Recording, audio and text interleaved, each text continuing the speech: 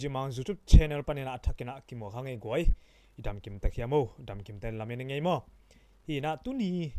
news sun sun te enni na to khitak changina ya pu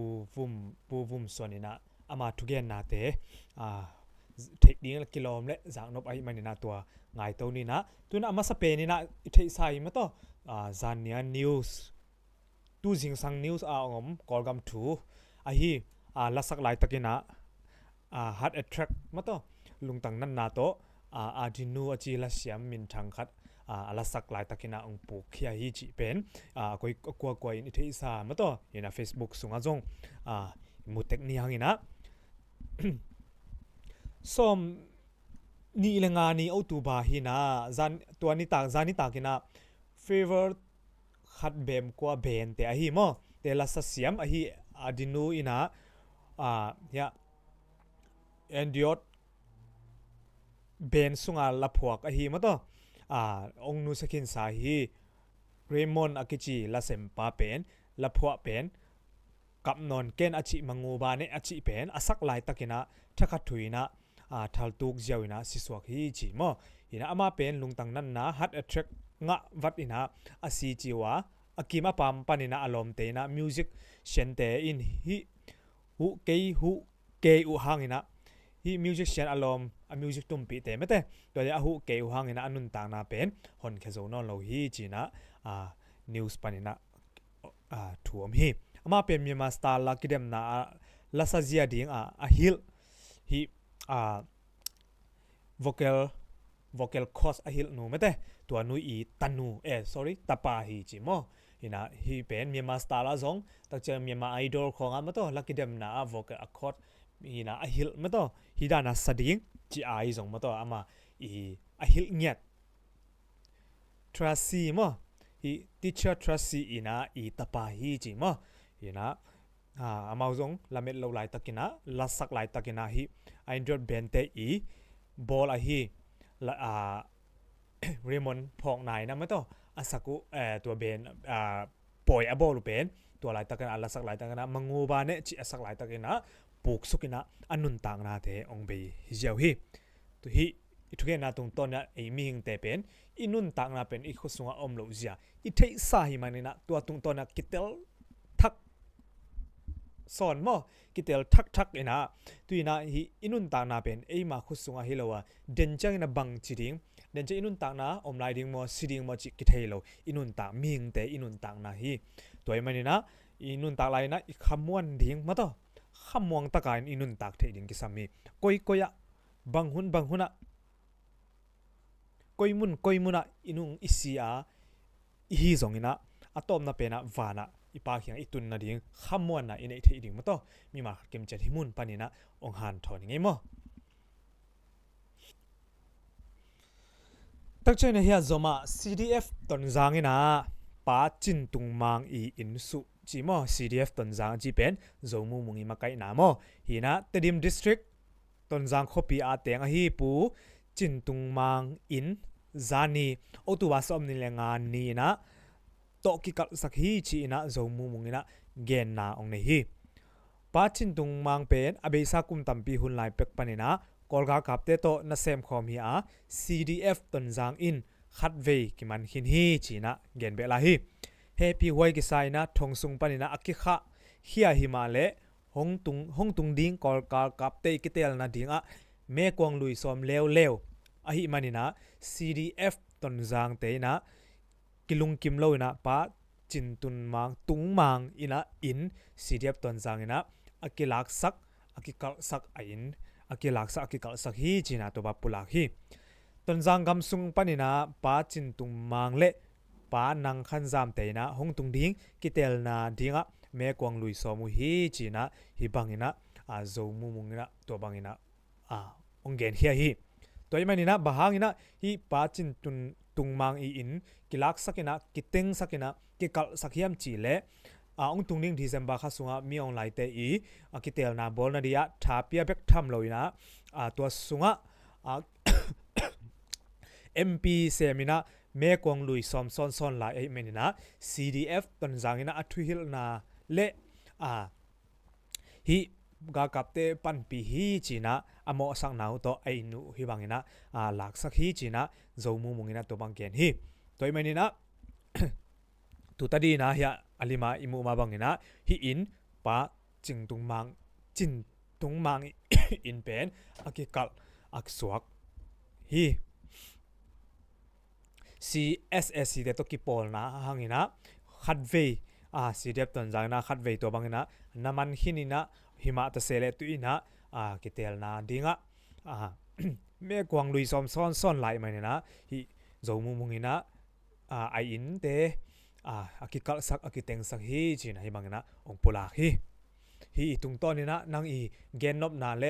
นามูจิยานาสุงเขียนนำเลคอมเมนะงาดอินมาใจนะเฮียโซมาตดีมาเฮลิคอปเตอร์งาเวบังหงตุขินฮีจี GAD ปาเป็นD GAD ปาดิ้งเป็นตดีมาหงตุงตักตาฮีจีนะนิวส์อเมตดีมาตุนีโอตูบาซอมนี่แหละกุกซันเดย์นี่มั้งฮินะซอมเลยขัดเลยมินิซอมเลยทุ่ม AM กีมินะเฮลิคอปเตอร์หงตุงฮีจีนะแต่ดิม district GAD ปาซงหงตุงตาเฮลิคอปเตอร์ตุงปานินะหงตัวเขียฮีจีนะแต่ดิมข้อมีแต่ขัดนะขังทักมีเดียแต่ตุงตัวบางนะเกนนานั่นเองฮี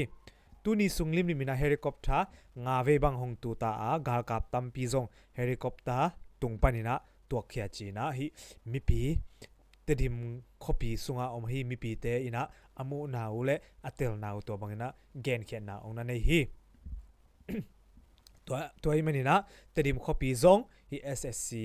กากับเตเลยนะมุนองลับมาไม่นะฮีอีเกนเซลมาบางนะมาคิเตลนาบอลนาดีอีตุงต้นนี่นะหุ่นเตมุนเตไอซงอินะไม่เตอุเลียนเตไอซงอินกากับเตอากิปันมุนองลับมาอินะมุนองละมาอหิมันนะตุยนะSSC เต็นซงแต่ดิมคอปีซงฮิบังนะกิเตลนาไวดีโตทางสันมาสกุเอมใครเลยก็ตุยนะยาโซมาอาเซียนกิปอลนะกำขัดกิเบลับจีนะนิวส์อเมฮินะตุนีตุลซอมนี่ละกุกโอตุบาตุลนี่ละซอมนี่ละงานี้อาเซียนคอมปีมีติงนะมาเลเซียซอมลีเลสกีเวนะซัมมีมีติงอมินะตัวมุนสนะฮีอีสติโมกิจิกัมเตเป็นกิปอลนาสุงะอลูดิงินะสานากินฮีจิมอฮีนะตุนีอาเซียนมีติงอาเซียนซัมมินมีติงนะซอมลีเลสกีเวนะกินฮีนะตัวลายะอีสติโม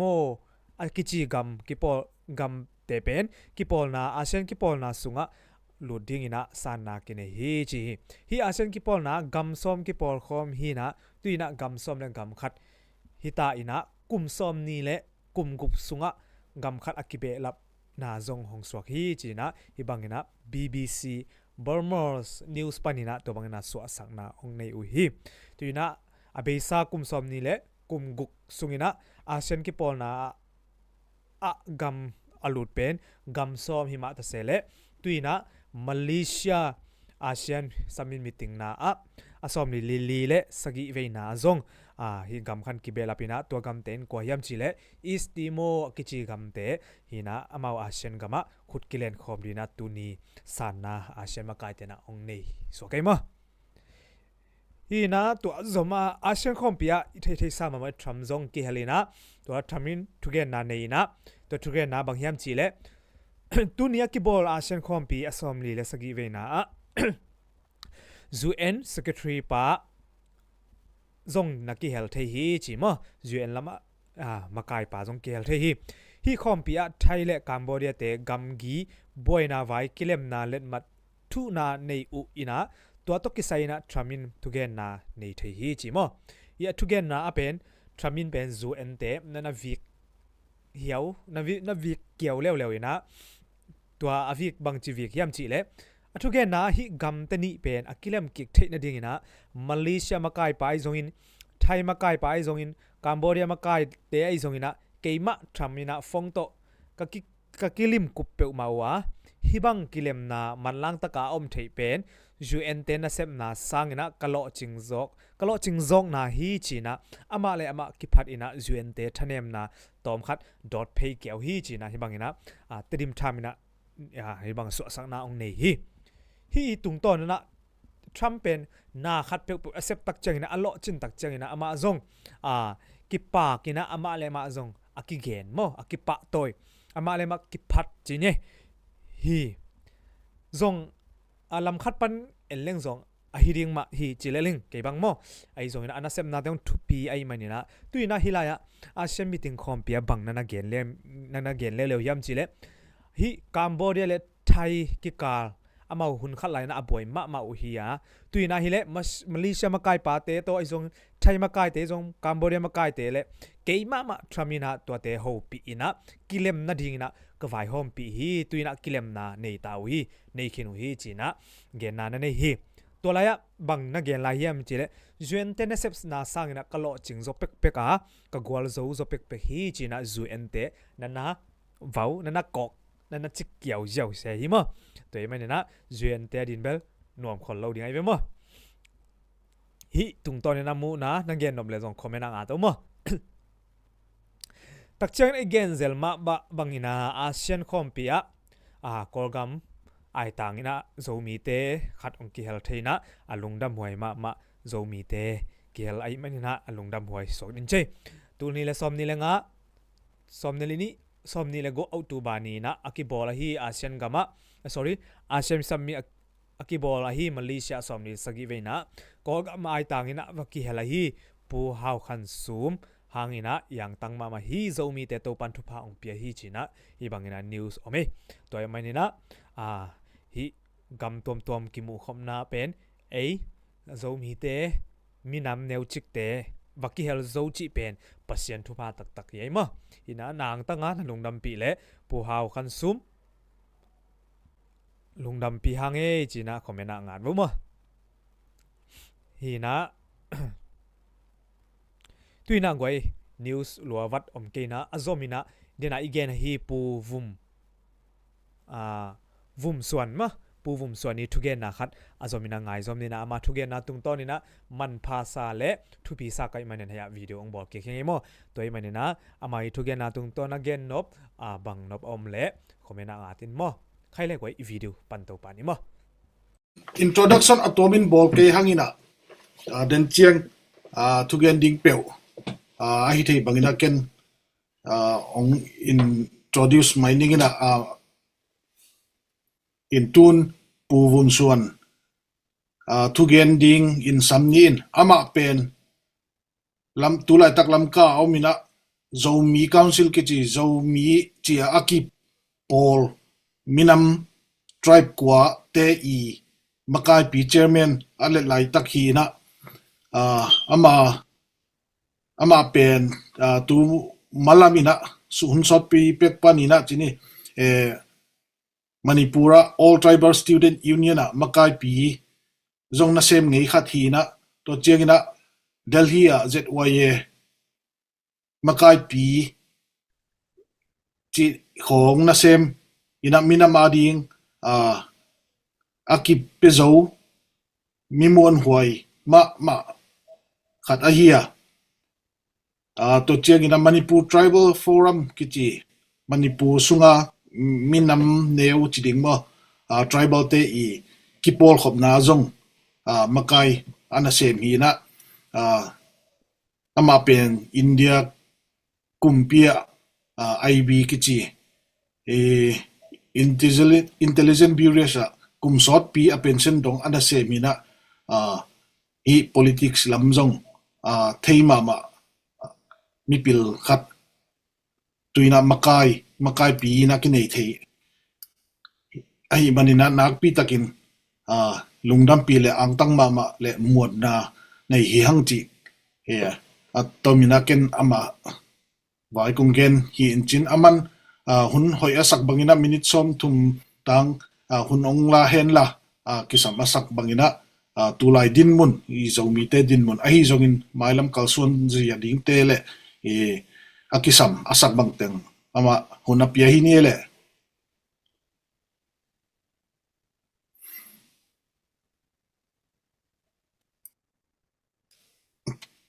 Pasuan na ong hong ole na oki khag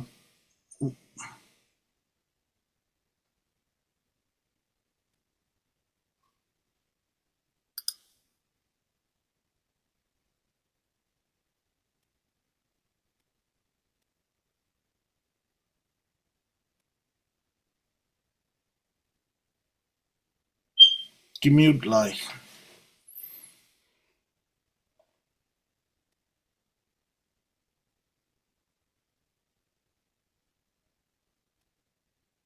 ole non za thei ngo he ki sai e lam ka jing pha chi ding hi na mun tom to ma ni tak pha bang sun pha bang i ding in yai bang a global movement in ei zomi laka ki holim na hiam Zoom meeting hiam a katel panna ahia ke zomi council ami thak ka hiya nikum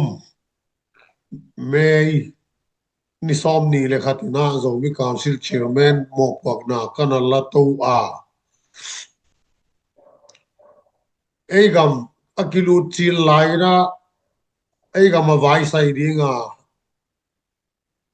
keilu chil laina mi te tampi takina zomi kichi ding bang ki tak bol u thuai salo pianina ku ki lampe bang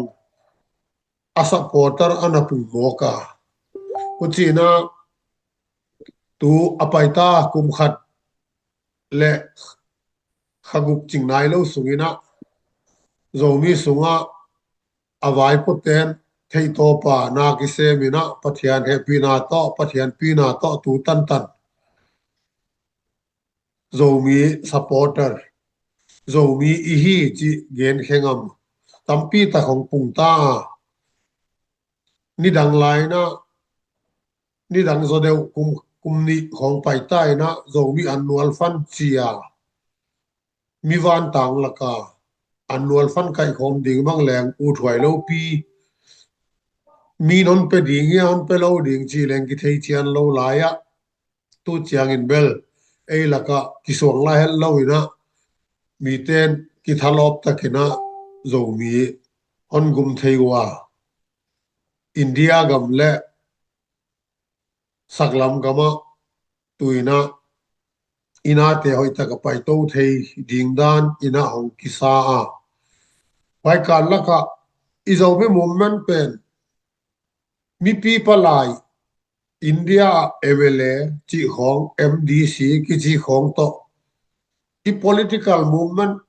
ana ki thei buai zia kena azo mi lavin gup tuam nei deu zo mi sung chiat chiat ta lek chi ziak bangina ana khase thei ana lungkim lo thei tamin wai te teng teng tuina zo mi council vai pok na thaka a hi thei liai le zo mi te na zo mi ka hi a chi thei siao siao na degin i vai hom dan iki uk dan te iki pol khom dan te mi people ai ding tel chiang bangina a hoi tema atel nom te na atel nop tema atel thei ding danin kong i hong za thei ding hiam chi khong ngai sun na ka nei u a pathianina on makai na tu tana ki muina zomi council ina tu tan tanin khasom bang zomi vai po te teng teng khat tenga tarik ni khat ni na pathian maya kirat hiang na chin devotional hun praise and devotional hun bang kizang to theya khasom le khat bang ki zo hita tuina November ni khat banga hong ki hi non hi tale tua akum khat chin na dinga hi India gam sunga Manipur boy nai non tua ma tampi takte na ikiven langai nga long boy ja ka khosak na boy jak la tam tua laka kumpi na de sak na bang leng olmo na bang leng hon pinyal lo hon olmo khol lo hiya ngai sun na ma bek tham lo ina India ga muk te ma bang in leng agala hon na enua Delhi ai wa ho chiang in leng Prime Minister hiam Home Minister hiam bang leng wa mu hak sama ma din muna aki oma tuina chung em na te thum na te ki phoka ka sang kilwa vai hom tulian thunei te non pi tung ding hi chi khong thum na ki nei na khamasai na India Prime Minister in lenglam kaung phak ding hi ma hon ngai sut pe no ki pa huai da ni na ki ngai suna ei dei ei gen hon sem khed hinai ke lew leng igam leipek a khewa hong si ka olmo na hon nei pe no ya hi pathian hon ngai hon khongai hon khotua na da ni ka ngai sunu a hi zo mi sunga mi nam om khom te laka tribe khen khatina ei pol zo mi chi leng wa ki chi tuam dai na atuamina ki ki hon khom ki loi khom ina vai sai tuam ni chi pol ba homa vai atuama ki vai homun na atuama tribe mani ma ban ding sai nom na duam na ong piang ina yai lama ku ki lam min khong to ku ki chi min khong to wa ki zom khom ina avatel po lomua bang te hele zo mi lama ma ipai di ga hi chi pol lengo ma ho chena tribe te laka ni bang thum bang se thum ni bang thum bang se ni ki soina um apol khat zo wi sung lama om kha apol khat te ki zalen saka ana pai khia a omua to te na ku ki zo i hi chi pe polon panina zomi council zomi movement tang pi ineya dissident tena to lama tanmun lamkai na khong walai na hongomua maban huna mui lambano belahi achilin saptuam lama makai ten leng zomi kichi galdo na bete ina hon galon bor adona lambanga len ipan dan bang kip zolo hi hon ngai sunin hon galet pianua tuin bel ololina saptom te bang leng ki ho thei ya na hongoma pu david khubsarina yai zoom meeting tel dan chial jeng ki pa wa ka sa ke yai dan meeting a ka tel khanai ke ya zomi global i movement pe na to zain ki ko ki hel khang na kana nei nai ke ya tu mind bel we love zomi usa aparina imakai te thum in lam kaung phau a khan ve ki thwa khom na kana nei hu a wailo proma lam kala ma hong pha swa lama panina pu pau lun ong khodak zewa ama hi kana ki thu zak pi nai pe no hi a ke mi mal ngai sudanin izomi movement hoi taka apai na ding ina a khotwal te a intenga hi manipura haksan nai to ka manipura haksan nai to ga li do ding chiangin ahin asia ama tong ding avai hom ding avai sai ding bel manipura teng te ma hi ding bangza tain all mo leng leng india ga mundanga ana khosa india ga mundanga ana om teina tua zaina all mo leo leng sep thayom lo amuna om teina ama kaina avai saina apuak theile tu nungina agam mi te ateng mi te in ikine isakle e ya hi lela kuchilowa agal khonga all mo thoi pai chiangina yai all mo na kui tung zo lo se hi chi ke mu da na hi to zakina agala non all mo na te ki pa huai ka sa a manipur gama tua za tua non all mo na za wa yai muna zomi ana teng ten iga mol mo na imite olmona inamma banding olmona lian pi taka vei in neina hileang mi honol mo tu ten hon hu no pu hon advice no pu hon seppi no pu omle leng ki hong thai ding hiang tu lain yai gama haksan na tam zia kina koilama mawang ding hi dio chi ngai sun na tama kumpi lambang ko ki ho pi zel India thunei te asang pen tan la hon ho lim pi nuam khollo tua hi mana hom sunga avai hom thei dom dom te ki thu zak zelina tuina lamka a z r o z r a banglang India kumpi to ni kum tan leng ki ho thei non lo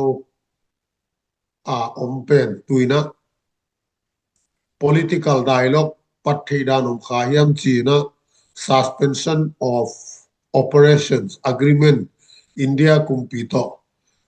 ki thei siam na tuina extend ahia kum khat tuin chileng September ni li extend ahia kum khat sung effective ding hi yai political dialogue a om le leng kumpi to ki ho ding hi chiangin kumpi lamten palai ding in thao toi te makai te kia sam keun lan khotanga makai te bang lai lampil na nei te bang saptuam clergy saptuam lamkai te bang cross section of the society women lambang student lambang palai tele hel na kumpia apil pha pha asiam pha pha political talk dinga kumpin palai na se bangona ko leng ka community wa asiam pha pha apil pha pha bangleng palai in tel kha hen la thao toy group te lamkai te leng tel hen la huchina ki ho khom nom hen chi India kumpi khianga thu ki sunglu ta hiya tu tanina huchi dan ina non success dan in paini chi thu tan na om ke ya hileleng akumpi ngai dan to ikhota ngai dan to izo mi pumpi pen galvan toy kwa te hiya mina a u changa veila ma hei a u chatak lama hei da ni lawa zo mi sunga gamnuai mi thau toy ai ke le nam na sem a ki organize lo te tampi tak koi hiya ma kumpi na sem na bang private a sem bang sumdon na bang lo nei na bang a ana ha kat ma te ma yai te teng represent yai te teng sika pau thei di nga bel imi pi sika thu gen thei di nga bel inam pi makai na toilai thau toi te kia khu ta ki pe thei non ta lo hi aziak bel khovel ki dem na galwan a kinan to na kiain lochin na on pelo front tuam na sem the ya yom ku la hi mani na yai lampang manoina imite ki kep dan khat nei le hang hoi ding hi chi zomi council lama ngai dan ka nei u a thagum thatang a tinok ding hi ta level Israel gampang in leng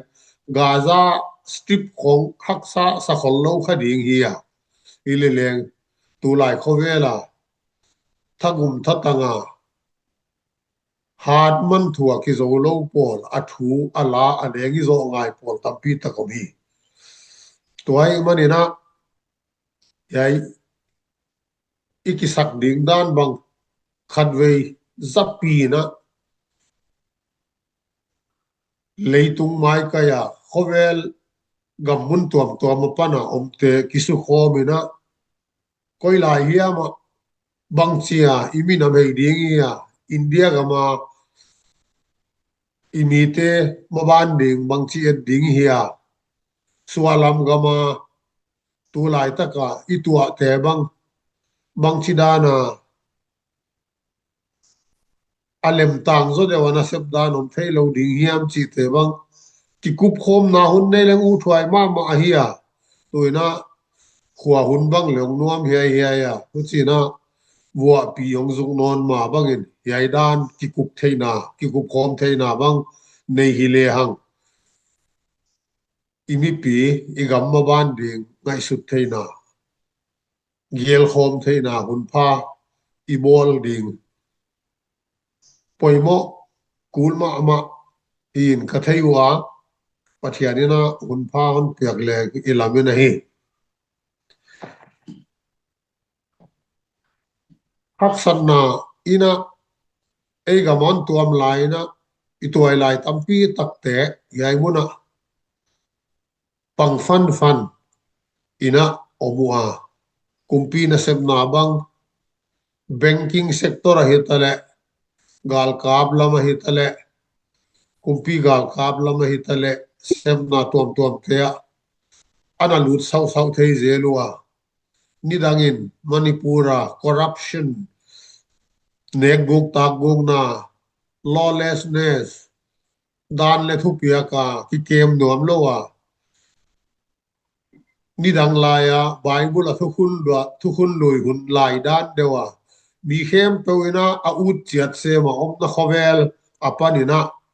yai ibuai na tung tonin nak takina ki puwa thang na hongoma itoi lai te laka eile ei ki to del ni chi lungul na hom thei mani na ki pa wai kasama mau a hi maban hona political future to ki sain leng September ni li nunga panina khani sungai ngai kumpila mapan initiative kumpila mapan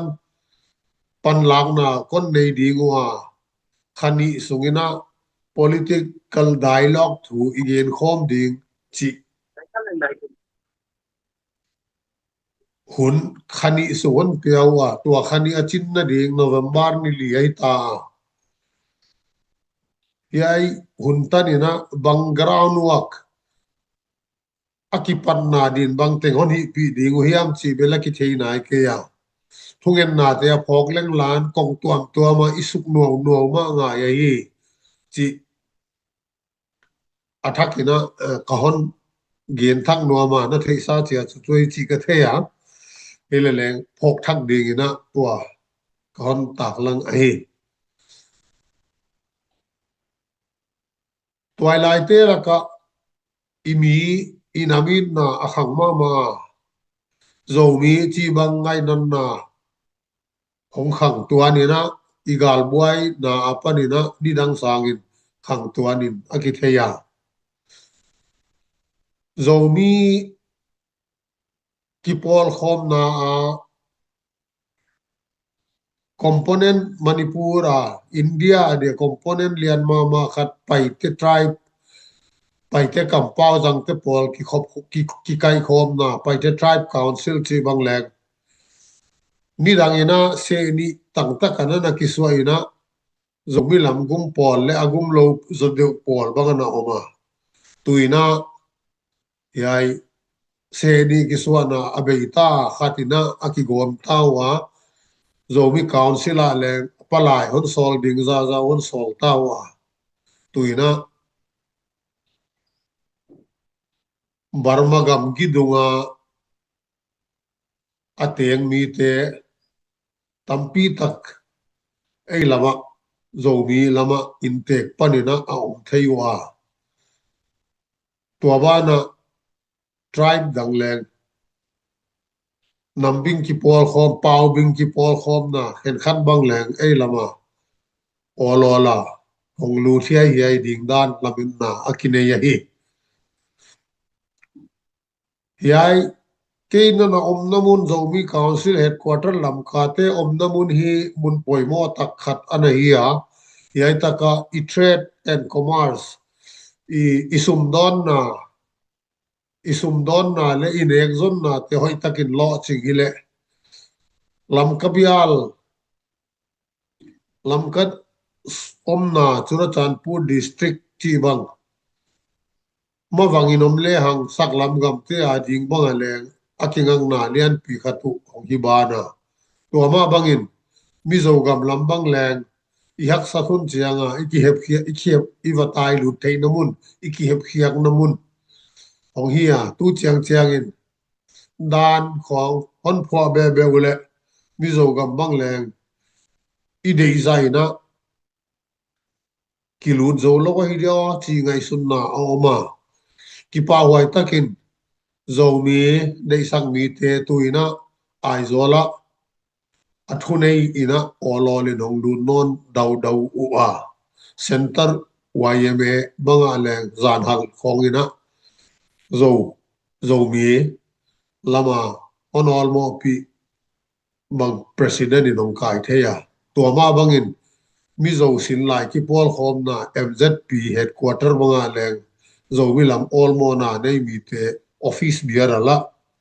ni to thum to bang anaka yu a hi to to ki to ni na hiai la ma pa ni na mi zo gam bang leng bang tan hiam a policy zo ta te chiat chiat ki kan kwa thei dan hoi zo obiam chi ki sung lun nuwa ma hi ma ni na ai zo la ana om hin sa mi te pan lang na bang leng ki pa pi huai ma ma khen kha pom ba na zo mi council ina ai zo lam bang leng ki zop na hoi zo sem om thei dinga ki de ya pathianin lema sak le jinghal khonga ai zo lama team khat ki ho non dinga hi ya wana yai bial tua ko ten na bial khong ni danga kalate vaite le meite te na sumdon na hon ukhumu yai sumdon na hon ukhumu miten vanile ding chianga vaiten om achi tengu ibaz i marketa kizuaka omlo achi tengu kizuak ke hen achi tengu kizuak lo ahia toina company lian pha pha ei gam sunga mall nei thei ding ba omu hia ai kele asai thei ala lu thei ding kwa te bang yoma chi ngai sun na lian pia kine ya zomi te biala tuina all in company lian te na sem na bang leng ki an zui thei ding da ni na oma igam kiu na ei khota om ding isum don na i market leng ei awai ho polai pan khak ding ki leile ki zuak thil te a ikidor pi te leng ei zo mi ma hi theile chi bang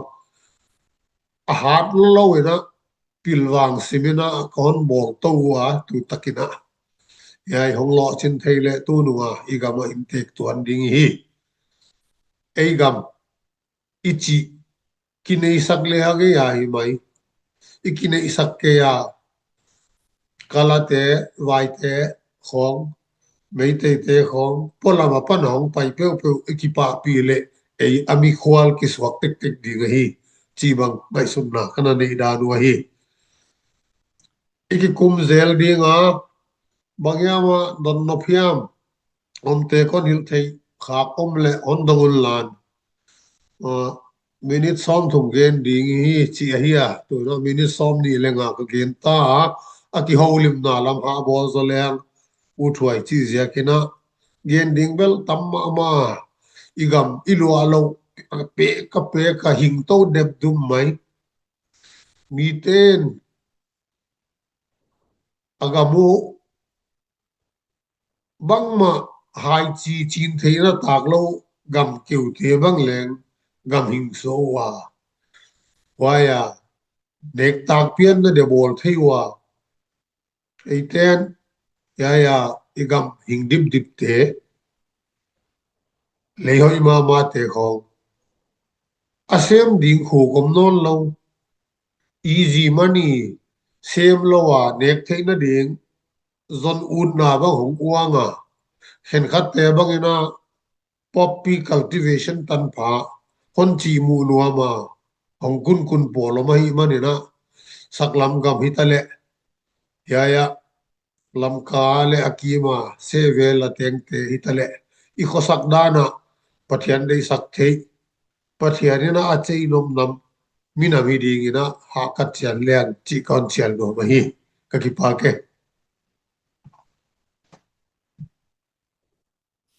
lung lo mai bu suan in tua to ki sai akupi don na hi jongina anei yom le ong bang khal leo chin ong za sak mayun la hi to akizu zui thei ding ina pu biti le pu tua suan aman masasa ong samningin tua ki jeng don nop om le don na hi sak leng mo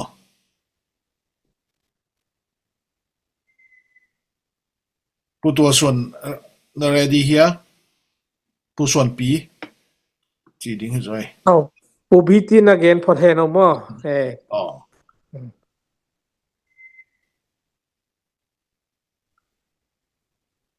Cái mo pusan nong pan level nào bang pen ki mo kai ja gen lo ding velom na ki den atop lama on hunong pe thak zo wa ulung da me phot photina